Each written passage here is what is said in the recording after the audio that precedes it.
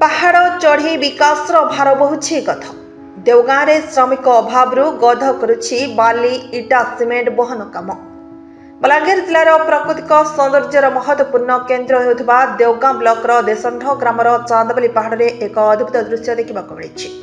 पहाड़ उपरे निर्माण होता मंदिर पर श्रमिक मिलुनथिबारु गाँ लोके विकल्प भाव गध को व्यवहार करुछंती। प्राय 700 फुट उच्च यह पहाड़ में मंदिर निर्माण पर बाली इटा सिमेंट पहुंचाइबारे 4टी गध व्यस्त रही। गाँ लोकों कहवा अनुसार एक श्रमिक दिन को प्राय 50,000 टंका खर्च हुए, जहाँ ग्रामवासी असंभव।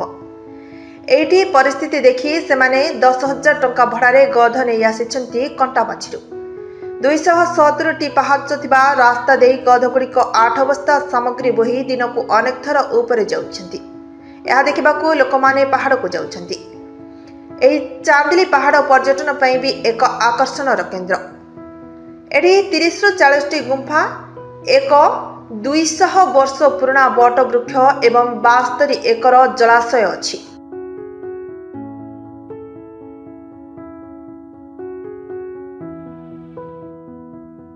पहाड़ उपरे रामायण महाभारत सहित किंवदंती गाथा भी जोड़ा जाइछि।